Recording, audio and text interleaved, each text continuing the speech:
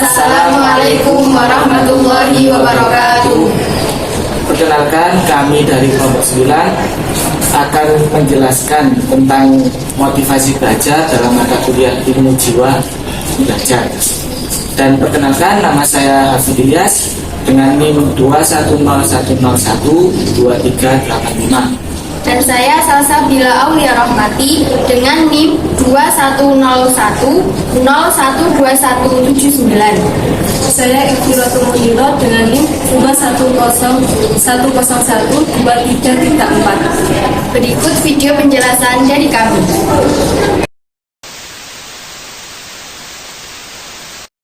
Assalamualaikum warahmatullahi wabarakatuh. Perkenalkan, nama saya Ikhtilatul Muniro dengan NIM 210101234. Di sini saya akan menjelaskan tentang motivasi belajar. Motivasi berasal dari kata motif, yang berarti upaya yang mempengaruhi untuk bertindak, penggerak yang menimbulkan rasa ingin tahu, ingin bisa, dan ingin sukses. Kalau secara istilah, motivasi ialah kekuatan yang memberi energi, dorongan, dan mengarahkan perilaku ke suatu tujuan. Sedangkan motivasi belajar ialah kebutuhan untuk mengembangkan kemampuan diri secara optimum, sehingga mampu menjadi lebih baik.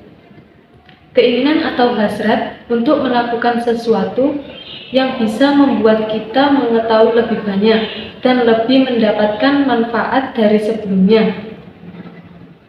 Motivasi memiliki peranan strategis dalam aktivitas belajar. Tidak ada motivasi berarti tidak ada keinginan untuk belajar. Motivasi itu seperti perangsang untuk belajar. Jika tidak ada motivasi, maka tidak ada dorongan untuk belajar. Selanjutnya, jenis-jenis motivasi. Jenis-jenis motivasi dibagi menjadi dua macam. Yang pertama, motivasi intrinsik. Yang kedua, motivasi ekstrinsik. Yang pertama, motivasi intrinsik itu motivasi yang bersumber dari dalam diri seseorang. Contohnya, siswa yang mau belajar karena kemauan diri sendiri. Kalau motivasi ekstrinsik itu motivasi yang berasal dari luar dirinya.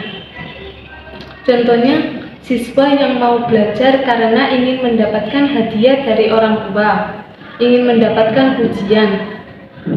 Sekian dari saya. Wassalamualaikum warahmatullahi wabarakatuh.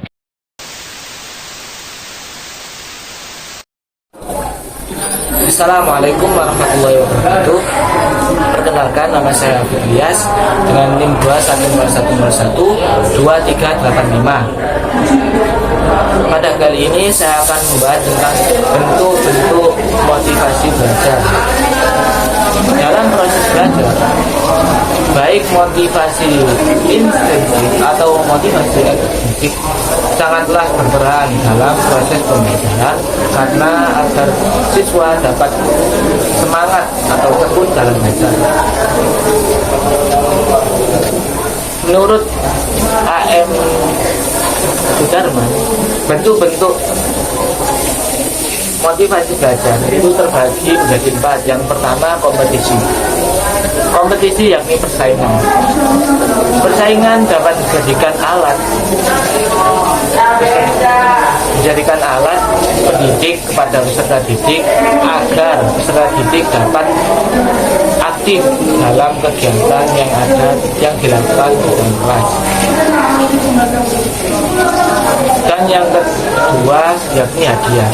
Pemberian hadiah atau reward kepada peserta didik akan memberikan rasa bangga kepada peserta didik karena sudah mencapai prestasi yang dicapai peserta didik. Dan yang ketiga yakni ego. Pensadaran ego dalam diri siswa ini tidaklah mudah. Maka peran guru untuk sadarkan peserta didik agar lebih giat belajar itu sangat penting. Dan yang keempat adalah memberi angka atau nilai pada peserta didik. Ketika peserta didik selesai buat tugas atau mengerjakan tugas,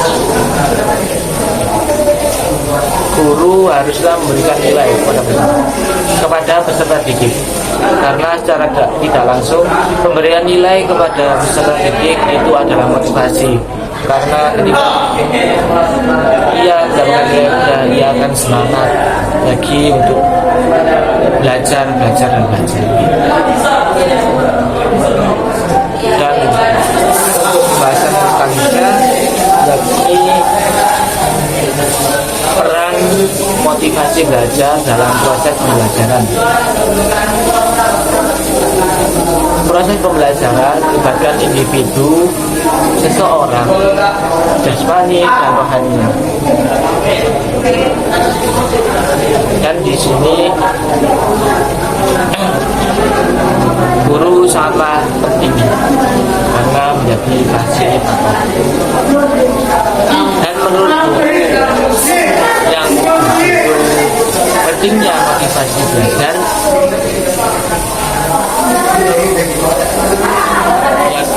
itu peran motivasi belajar itu terbagi menjadi 5. Yang pertama yakni peran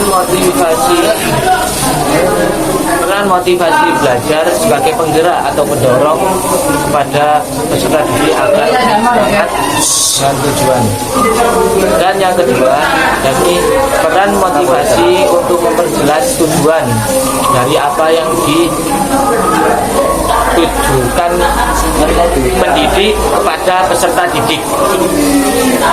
Dan yang ketiga yakni peran motivasi untuk menyeleksi arah pembuatan. Yang dimaksud menyeleksi arah pembuatan yakni agar pembuatannya bisa dengan lancar, maka guru harus memfilter atau apa yang harus dikerjakan dan apa yang harus tidak dikerjakan pada siswa. Dan yang keempat yakni peran internal dan eksternal. Perlu diketahui bahwa motivasi internal itu adalah stimulusnya dari diri, dan untuk motivasi eksternal motivasinya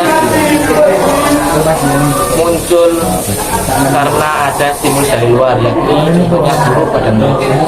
Dan yang kelima adalah peran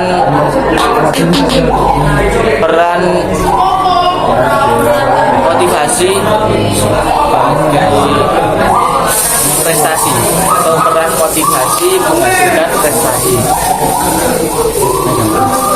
karena titik motivasi tinggi rendahnya prestasi belajar pada siswa itu bisa dihubungkan dengan tinggi rendahnya motivasi yang dilakukan oleh guru kepada siswanya. Sekian yang dapat saya sampaikan. Apabila ada salah kata, wassalamualaikum warahmatullahi wabarakatuh.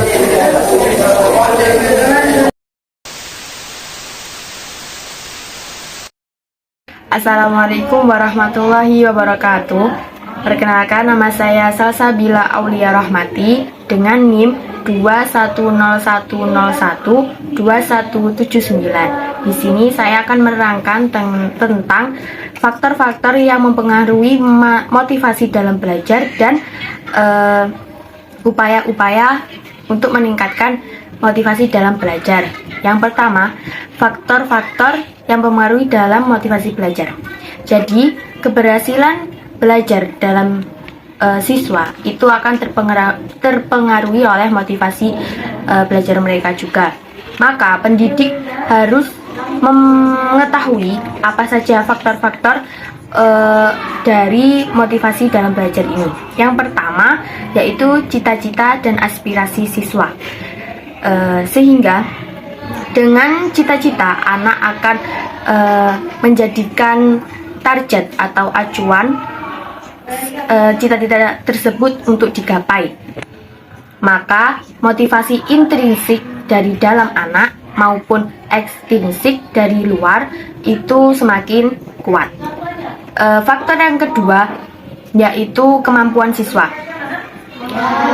Jadi keinginan siswa perlu diimbangi dengan kemampuan mereka.